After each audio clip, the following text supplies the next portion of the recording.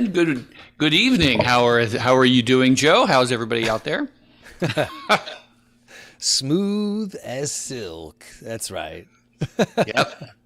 The golden fog. That's right. That's right, baby. Yeah. Oh, how's your week going? How's everybody else's week going? If you want to put those in the comments. But how about you, Joe? How's your week been? It's all right. It's it, and you can. I know you can relate to this. It's really nice to have that extra hour of sunlight. And Sam and I ended my work day at just a little after 4, and we went up to the park. We played catch for a while, and he's got these little hacky sack things, and we played with those for a bit. We just hung out for a while, for an hour, and we were laughing and having fun. I'm like, oh my gracious, how blessed am I? It was just really a lot of fun. Yay. Yeah. You know, I heard someone tell me about an article that the Senate was voting on maybe getting rid of daylight savings or something like that. Yeah, the Senate approved it, and it's heading to the House for review. And it wouldn't be getting rid of daylight savings time. It would be making daylight savings time permanent.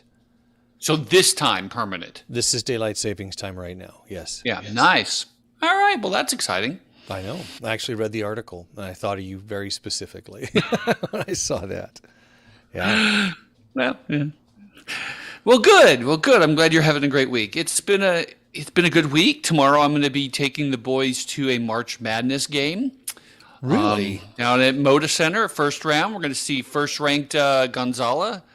Gonzaga, and they're really excited about it. It'll be a dad day, so I'm looking forward to that. Fun. Sam heard that they were going to be here for at Moda Center, and he's like, maybe we should get tickets.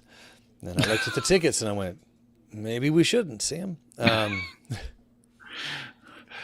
I just feel like there's only so many times that I'm going to get to do this with the boys. Yeah. They're missing a day of school, but a lot of kids. I mean, tomorrow's the day before the last day before spring break. Nothing's happening in school, so and it's something they're going to talk about for the rest of their lives. You remember when Dad took us to March Madness in Portland, and we skipped school. What an awesome day. I mean, I remember 1986, the World's Fair, Expo 86, up in Vancouver, Canada. And my whole family, we went up there, all 6 of us, and we rented an RV for the week. And it was the year I turned 16. It was amazing to be there. Wow. And I remember very specifically how cute the woman who ran the Saskatchewan plaza thing was. Like, I want to move there. That's a very 16-year-old thing to think, right? Well, yes, it is. Yeah, but still, it was memorable. So good. Yeah. So that's what my week's been. Otherwise, I'm enjoying the weather. And I've been looking forward to this podcast, actually, and maybe not in the way you're thinking, but a couple of things I wanted to say to begin with is, first of all, I think I'm going to have to do another sermon on this. Okay. Because of a couple of different things. First of all, I got a lot of feedback. None of it negative, just with questions, lots of questions, and I don't think I recognized how big of an issue this is, how in terms of both how deep it is and how frequent. And part of that's because I don't struggle with this issue. I struggle with a lot of stuff, but it's sort of like, you know how you've said that people who constantly are just weighed down by their sin and never feel good enough, that you just like, I don't quite get that. I don't quite get this. So I think I need to hear from you tonight. What are the concerns? Because we had that little discussion about forgiveness and trust, and I don't think they're disconnected. I think they are connected. I don't think, and maybe you. So that's one of the things. Were you communicating that they were two separate things completely, or that they're interrelated but not identical? And so this is just kind of what I want to learn tonight. Sure. And so, and the other last thing before I say that is, I don't think I defined forgiveness very well, and I think that would help with some of the some of the questions and some of the issues. So, having said all that, take it away. Well, take it away. I think what I want to acknowledge is this was a really interesting, our exchange followed by the people that approached us individually after the service, because I was approached by 3 or 4 different people about it, and I know you were approached by folks after that. And what I think is wonderful about that is this is the kind of discourse, the conversations, the interest that we want everybody to have after a service, right? We want to feel like, wow, like, how are we challenged? How do we want to better understand what the Bible says about these things, and where do I kind of fall in on the continuum when it comes to forgiving people and my understanding of what forgiveness is. And so I think that's wonderful. And it's like the topic of love is something I was looking actually on YouTube when it was 5 or 6 years ago when you did a series on love, and looking at it keeps popping up in my YouTube feed. So Google, stop listening to me. But it's something that resonates with people, because I think we're really trying to understand what it means to love, and after kind of the energy that was left in that room after the service on Sunday, that it's definitely something that resonates with people, and they're wrestling with to some degree, whether it's them personally or on behalf of somebody else. And I say that, I just want to explain that really quick. One of the people that came up after the service, I got a very strong sense that somebody in their family is struggling with forgiveness and needing to forgive somebody close to them, or not needing to, but in a position where they're wrestling with whether to forgive somebody. Okay. And so it's, I think that when you're adjacent to somebody who needs to forgive, or who's in a position that they're trying to decide whether to forgive.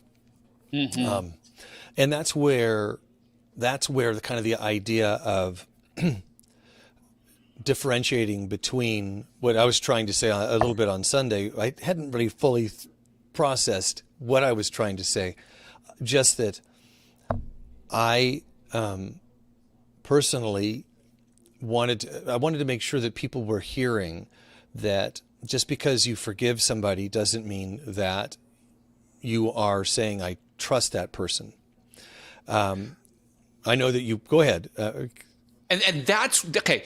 That's what I want to dig deeper into, because what's underneath of that? Why do you say that? We'll just do the 7 whys or whatever. Why do you say that? The 5 whys. Why do you say that? Sure.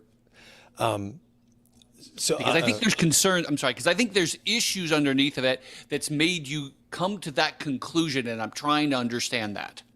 Well, one of the examples that was shared with me after the service was, and I'll use that rather than anything personal from me. Right, of course, sure. Is what if somebody, a sex offender, abused my child?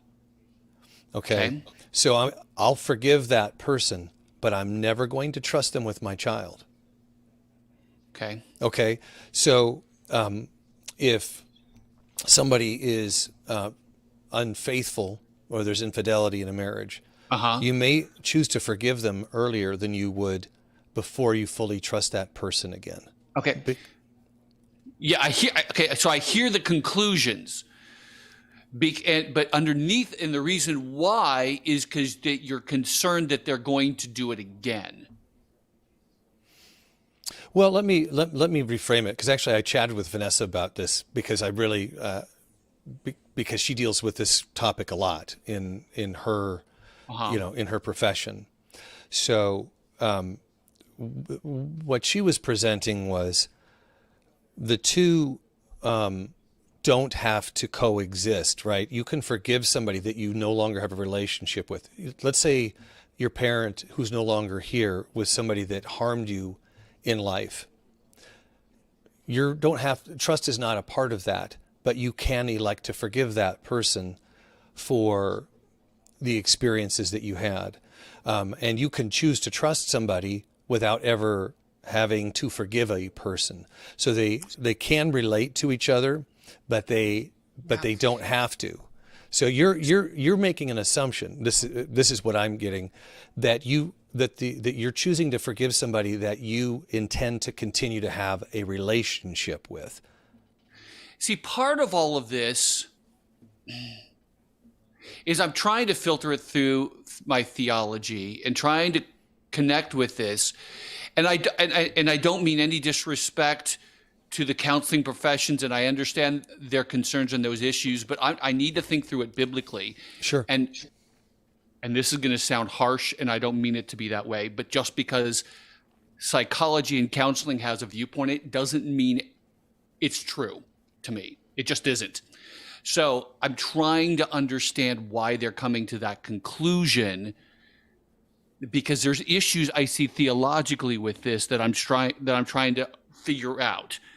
Well, you can choose to forgive somebody for doing something and recognize that there's a likelihood they're going to do it again. Those things can happen, right?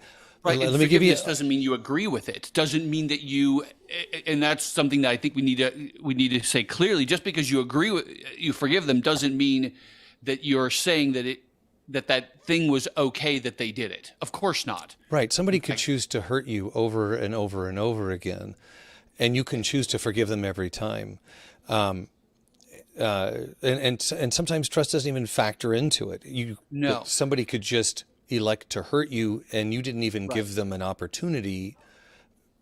But let's take the marriage thing. Sure. Okay. And this is okay. Here's the theological side, and I'm trying to figure out how it works on practical. Okay. So first of all, God likens idolatry, sin, to the equivalent of adultery. It's spiritual adultery. So from his perspective, there's a similarity. So when he forgives us doing adultery to him, he not only restores the relationship, but he does fully get back to trust. He has to. Otherwise, he would never trust us for an eternity. In fact, but he does trust us.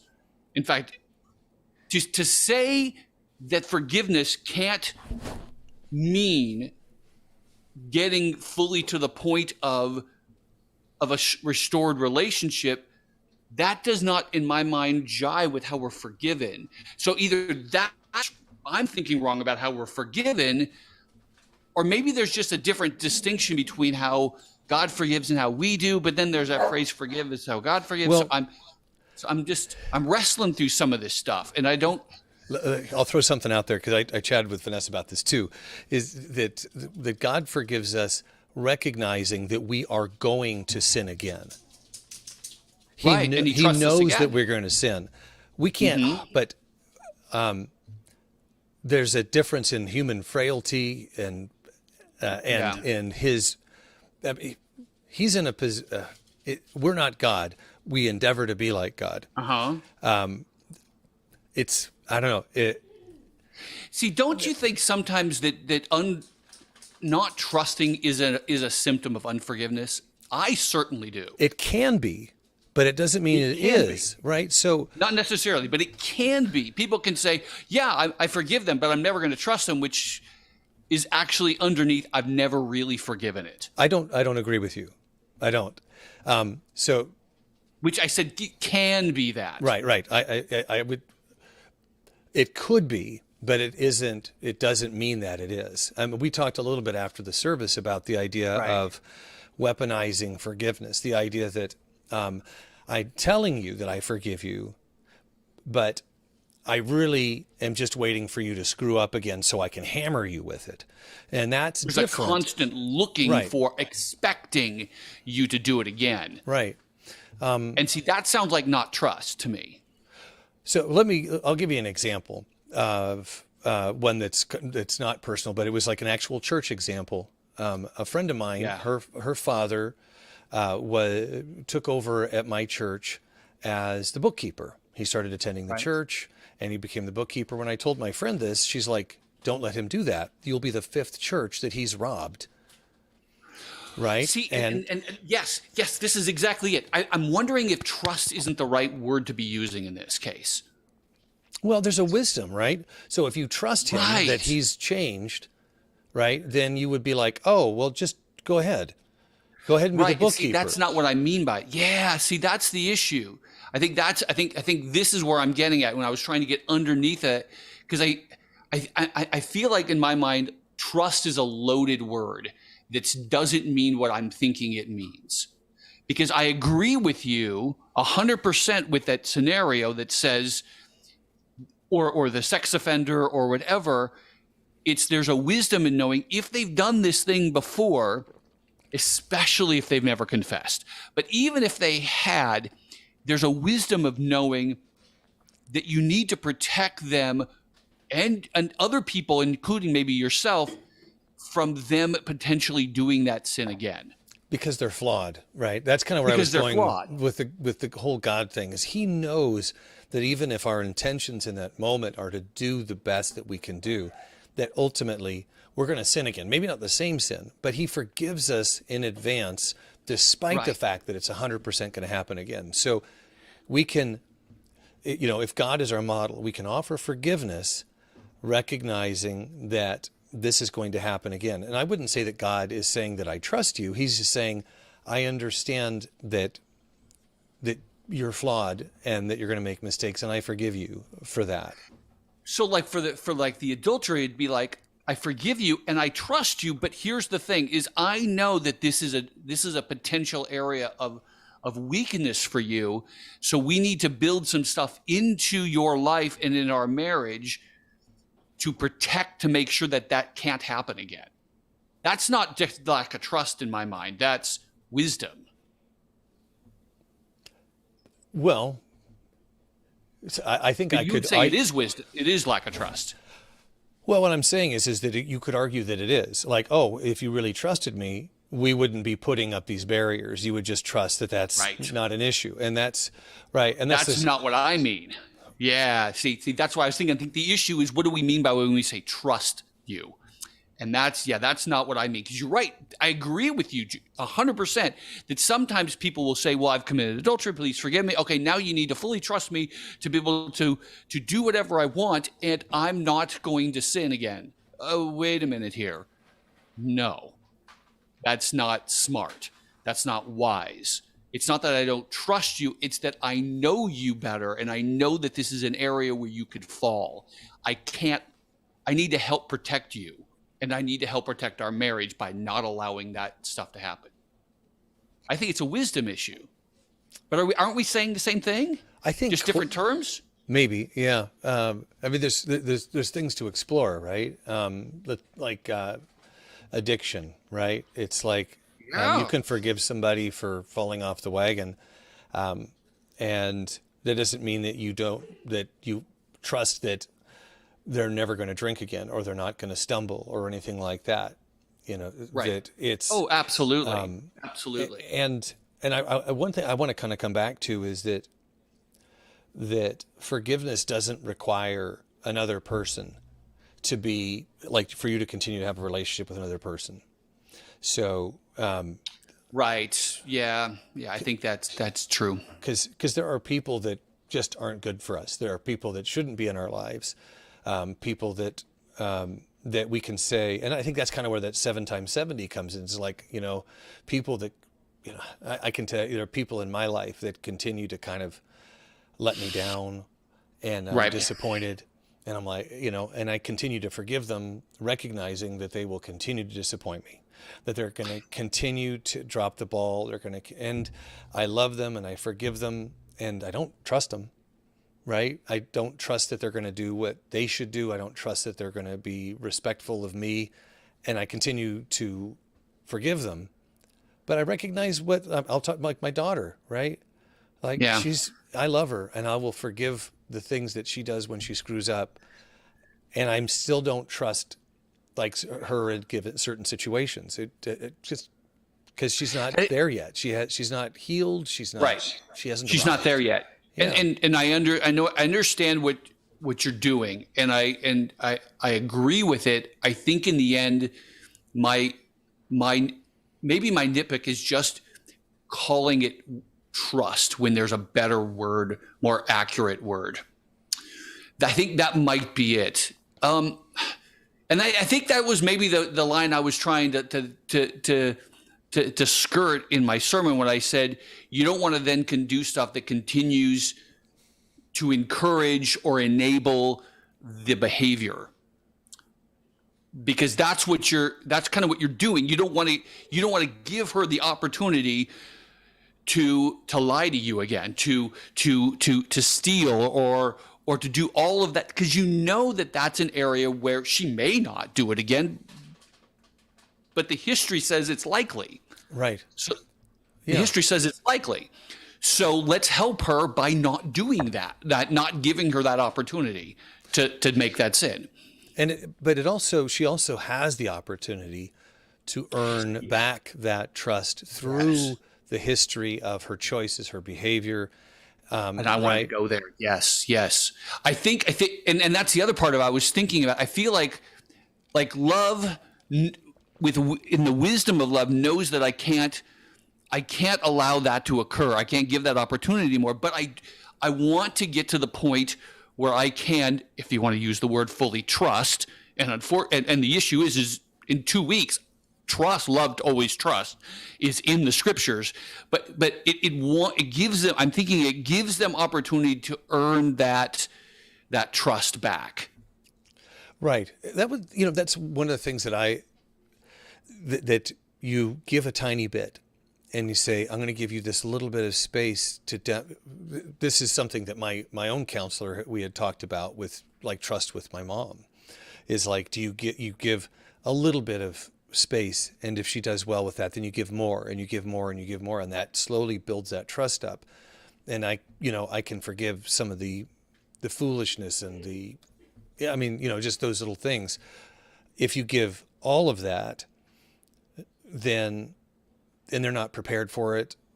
Right. They're not prepared for it. It's kind of unkind, actually, because you're in a sense you're enabling the behavior that wasn't okay to begin with. You don't want that for them. Right. And you're taking care of yourself in some way in that too. If it's a person that you do intend to continue to have a relationship with, and their behavior has been harmful to you, that you can forgive them and still set up the boundaries around there. And so when you're talking about like the hedges, there's a great book around that. You're doing that, and that's not saying I trust you. It's saying let's set up some boundaries here, and then as the trust starts to grow, we can start to expand those boundaries a bit. I can still forgive you well ahead of that, but my trust isn't fully restored until I'm not getting you to budge on that phrase, are you? I'm not. No. It's fine. I don't. Okay. So,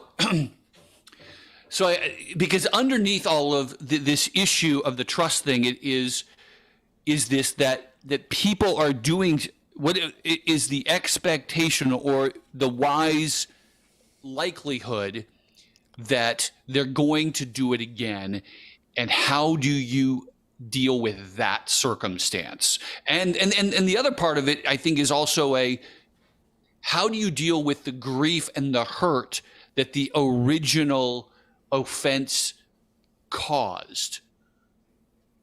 And both of those issues is, I think, why it seems like to me why you're saying that they're two separate things, trust and forgiveness, is because those two things, they may do it again, and then there's a hurt.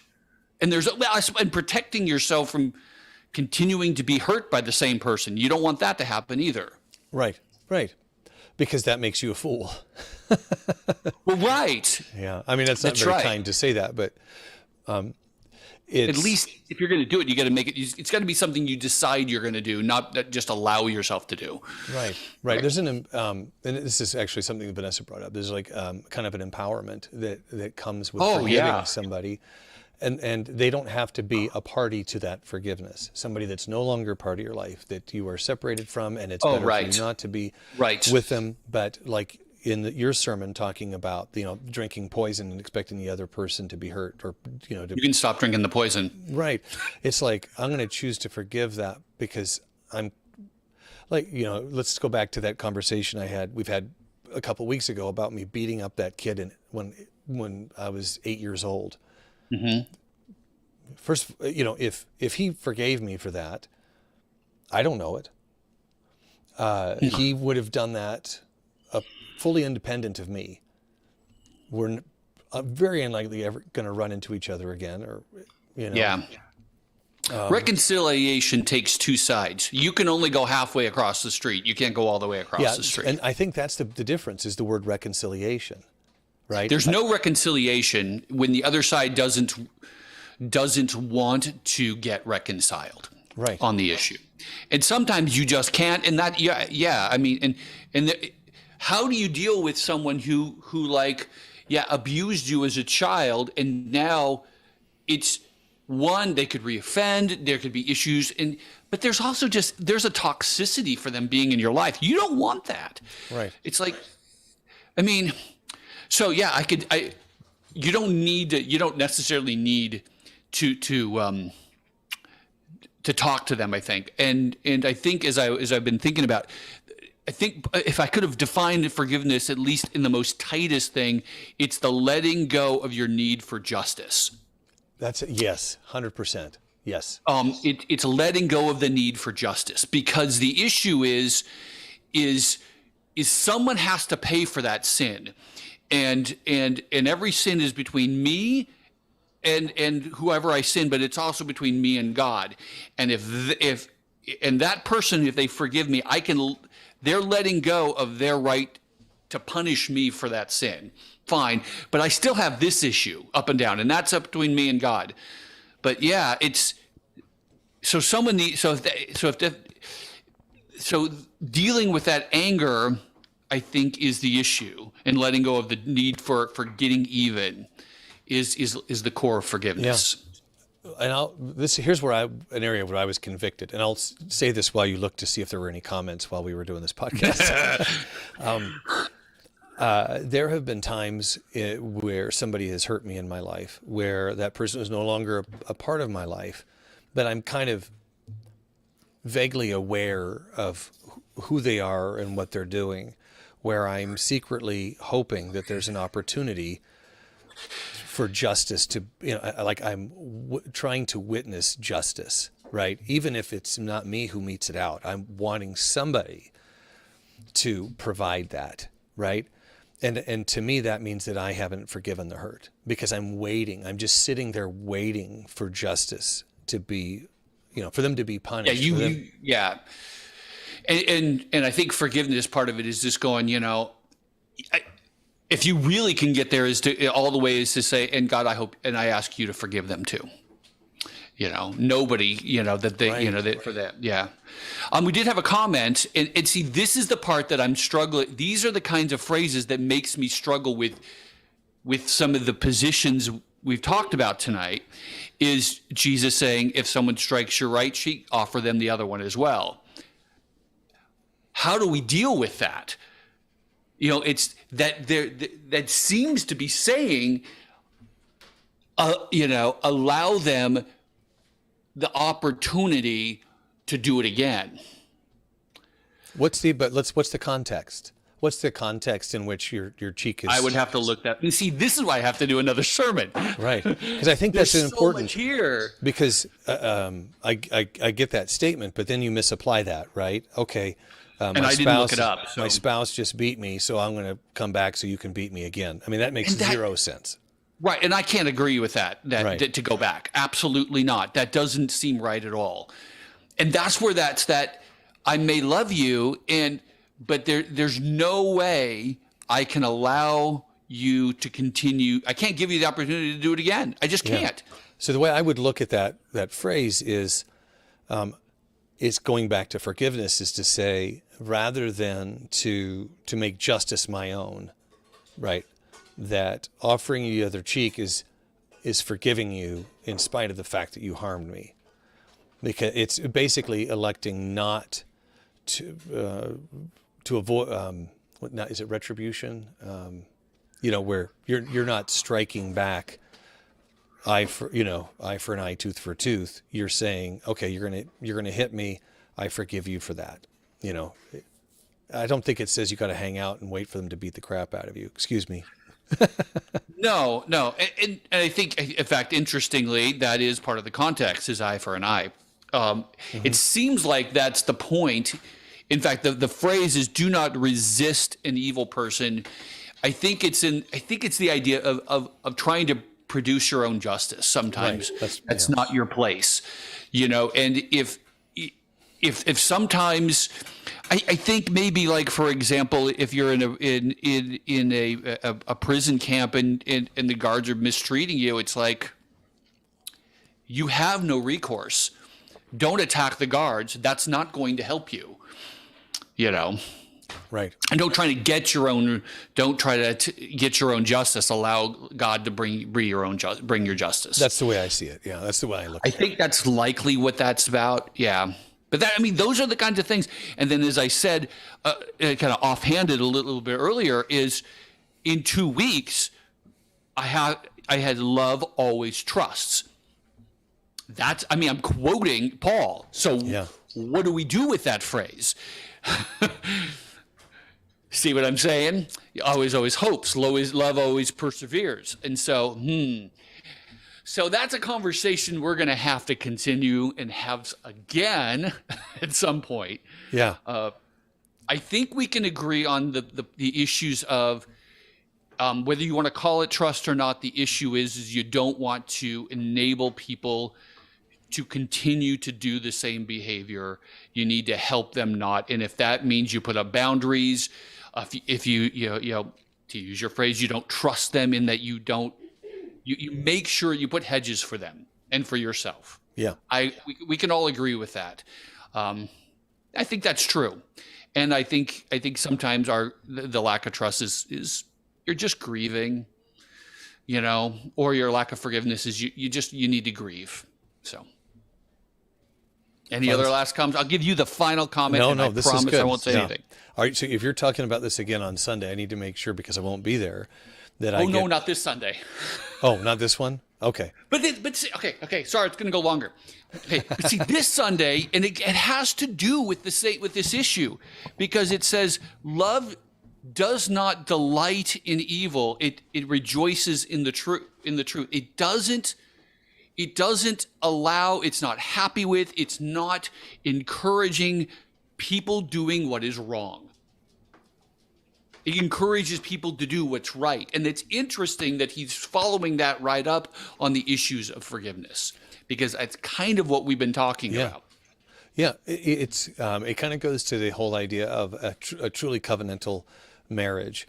The idea that I trust that you have my best interest in mind in the same way that I have your best interest in mind, and that all of our engagement together as a married couple is to seek what is best for that person. And when you have that mutual trust and working towards the best for them, then it just builds itself up.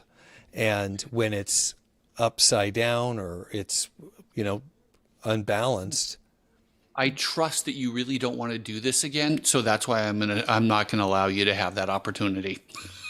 There you go. Fair enough. I trust that you're never going to drive drunk again, so I'm going to cut off your hand so you can't drive anymore. I trust that you really don't like killing people when you happen to drive drunk. So how about we not do that anymore? Yeah. We got morbid real quick, didn't we? All right.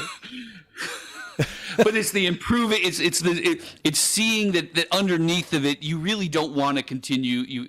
It's that what's the phrase you use? Unconditional, positive regard on some level in some way, but that doesn't mean I believe that you're able.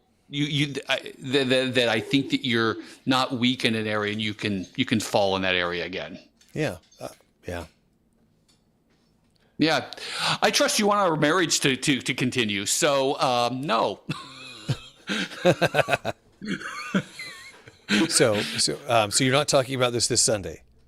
This Sunday is rejoicing rightly Okay.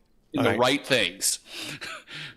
2 weeks from the next, not this Sunday, the following is the final on the whole love series, and it's love perseveres, it hopes, it trusts, it endures. Pray for me. Okay.